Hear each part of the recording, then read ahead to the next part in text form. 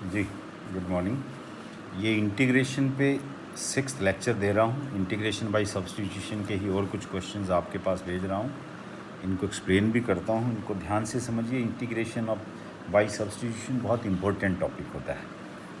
हमें सब्स्टिट्यूशन में ये देखना होता है कि आप उस वैल्यू को पुट करें जिसका डिफरेंशिएशन दूसरी वैल्यू हो। जनरली इसमें क्या होता है, अंडर रूट के अंदर वैल्यू आती हो, एंगल में वैल्यू आती हो, ई की पावर में वैल्यू आती हो, उस वैल्यू को हम पुट करते हैं जिसका डिफरेंशिएशन करने के बाद जो इनटू में दूसरी वैल्यू है जो dx के साथ लिखनी होती है वो आए।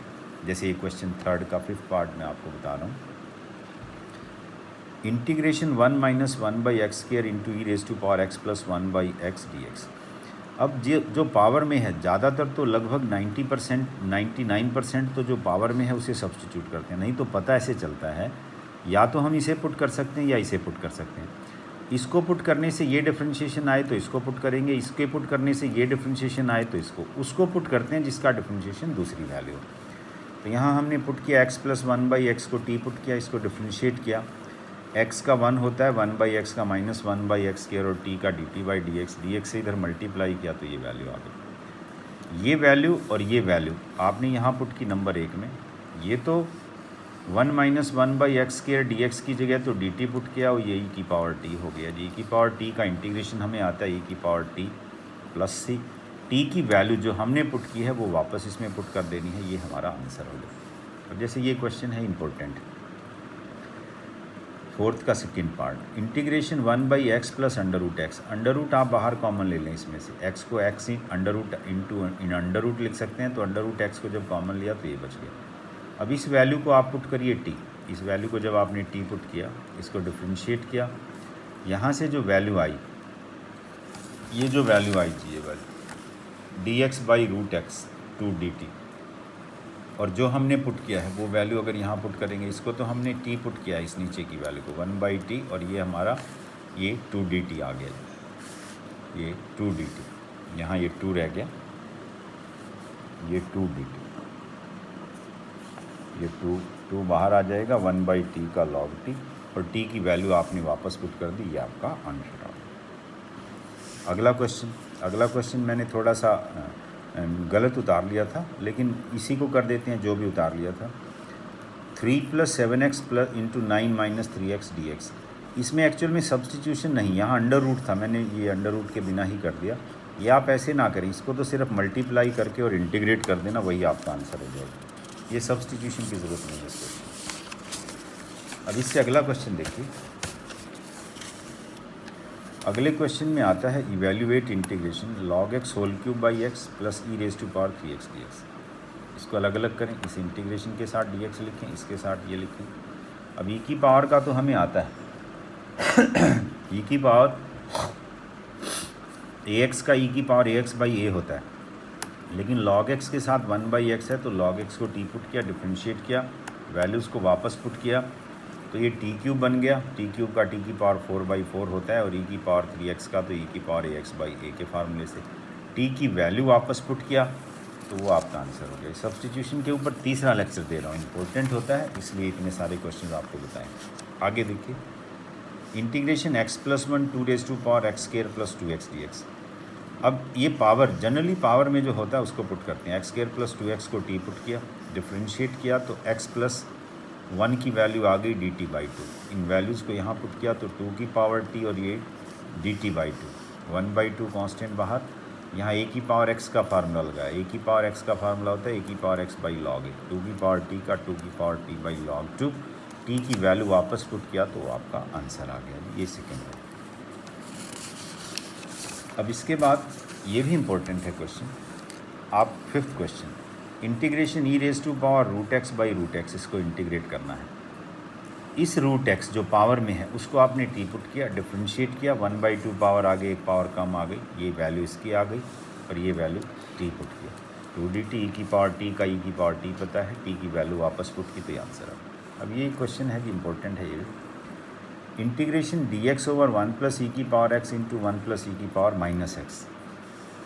यहाँ से जो ये e की पावर -x है, इसको 1/e की पावर x लिया, LCM लिया, ये जो e की पावर x नीचे ये ऊपर चला गया, 1 प्लस ई की पावर एक्स या ई की पावर एक्स प्लस 1 एक ही चीज़ है, इसका होल स्क्वायर हो गया। अब इस चीज़ को हमने टी पुट कर दिया, इसको जब हमने टी पुट किया और डिफ्रेंशिएट किया तो ई की पावर एक्स का डिफ्रेंशिएशन भी ई की पावर एक्स होता है, ई की पावर एक्स का इंटीग्रेशन भी ई की पावर एक्स है। यहाँ वैल्यू पुट की 1/t², t² को टी की पावर -2 लिख सकते हैं। एक्स की पावर एन के फार्मूले से एक पावर बढ़ जाएगी, बढ़ी हुई पावर से डिवाइड करेंगे। ये टी की वैल्यू दोबारा पुट कर दी जो हमने पुट किया, ये हमारा आंसर है। अब जो ये सब्स्टिट्यूशन मेथड होता है, ये एक्चुअल में 2 फार्मूले हैं जो इनमें आप डायरेक्ट यूज़ कर सकते हैं। ये तो मैंने हर क्वेश्चन को सब्स्टिट्यूट करके बताया है, लेकिन ये क्वेश्चंस वैसे भी हो जाते हैं। इसके 2 बहुत इंपॉर्टेंट फार्मूले होते हैं, वो दोनों फार्मूले अब मैं लिख रहा हूँ। कुछ क्वेश्चंस पे आप डायरेक्ट फार्मूले भी यूज़ कर सकते थे, ये तो मैंने हर क्वेश्चन में सब्स्टिट्यूट किया, फिर डिफरेंशिएट किया, वैल्यूज़ को पुट किया, फिर इंटीग्रेट किया। लेकिन कुछ क्वेश्चंस जो है ना, वो डायरेक्ट फार्मूले यूज़ करके कैसे कर सकते हैं वो आप समझिए। We have 2 important formula for method of substitution. ये फार्मूला देखिए समझने की चीज़ है। ये हमें कोई भी फंक्शन दिया है, उसकी कुछ भी पावर दी है। यहाँ n पावर मैंने ली है, फंक्शन f(x) लिया है।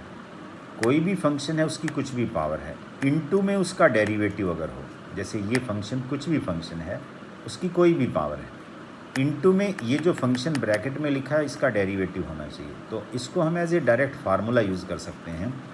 फंक्शन की एक पावर बढ़ जाती है और बढ़ी हुई पावर से डिवाइड करते हैं। फॉर एग्ज़ाम्पल, अब यही question integration x² + 2x + 5³ into 2x + 2 dx है।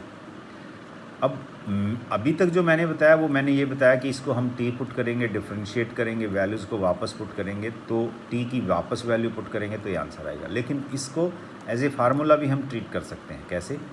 ये तो फंक्शन है, ये फंक्शन है, उसकी पावर 3 है। इनटू में इस फंक्शन को अगर आप डिफरेंशिएट करें ना ब्रैकेट के अंदर को, तो ये चीज़ आएगी 2x + 2, x² का 2x, 2x का 2 और ये 5 का 0। तो इसको एज ए फार्मूला भी हम डायरेक्ट यूज़ कर सकते हैं। जब थोड़ा सा ज़्यादा इंटीग्रेशन आप पढ़ेंगे तो फंक्शन की पावर n इंटू f'(x), तो फंक्शन की एक पावर बढ़ जाती है, उससे डिवाइड करते हैं। तो यहाँ 3 पावर है, तो इसकी 4 पावर बाई 4। एक तो ये फार्मूला। एक इंटीग्रेशन में ये भी एक इम्पॉर्टेंट फार्मूला है, इंटीग्रेशन f'(x) ओवर f(x). नीचे फंक्शन हो, ऊपर उसका डेरिवेटिव हो, नीचे कोई भी फंक्शन ऊपर डेरिवेटिव हो, तो उसका फार्मूला log f(x) + c, ये डायरेक्ट होता है। ऐसे क्वेश्चंस भी मैंने सब्स्टिट्यूशन से किए।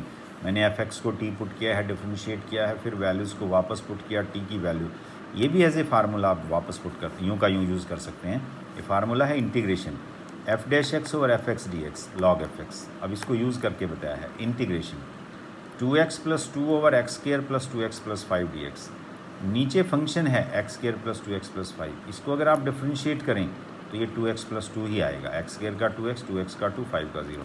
तो ये फार्मूला बन गया इंटीग्रल f'(x) ओवर f(x), तो log f(x) होता है log of x² + 2x + 5 + c। ये सब्स्टिट्यूशन था जी, इम्पोर्टेंट टॉपिक है। इसके बाद आगे कल प्रोडक्ट रूल बताएंगे इंटीग्रेशन का, वो भी इम्पोर्टेंट है। नया फार्मूला कुछ नहीं सीखना है, वही 8-10 फार्मूले जो शुरू में बताए हैं इंटीग्रेशन के, वही यूज़ करने हैं। ये मेथड ऑफ सब्स्टिट्यूशन, इसके ऊपर भी क्वेश्चन आ जाते हैं, तो ये बहुत इंपॉर्टेंट टॉपिक था। ये कल प्रोडक्ट रूल ऑफ इंटीग्रेशन क्या होता है उसके ऊपर तो आता ही आता है। एक product rule, simple product rule होता है इंटीग्रेशन का, जैसे डिफरेंशिएशन में आप लोगों ने पढ़ा होगा, तो वो बताएंगे, उसके ऊपर क्वेश्चंस कराएंगे। आप लोग यूट्यूब पे ये जो भी मैं लिंक शेयर करता हूँ उनको आप ज़रूर देखें। जो PDF नोट्स बना के मैं आपके पास भेजता हूँ उनको अपनी कॉपी में नोट डाउन करिए। देखिए, आप इनको बार बार मोबाइल पे या इस लैपटॉप पे खोलना ठीक नहीं है। आप अपनी कॉपी बनाइए, इनको चाहे यूँ के यूँ कॉपी डाउन करिए। आप इनको कॉपी करके और फिर पढ़ो। जब भी आपका क्वेरी सेशन होता है, आपके पास बुक और नोट्स साथ होने चाहिए, तभी आपकी चीज़ें समझ में आएंगी। आज इतना करिए। Thank you very much. Thank you.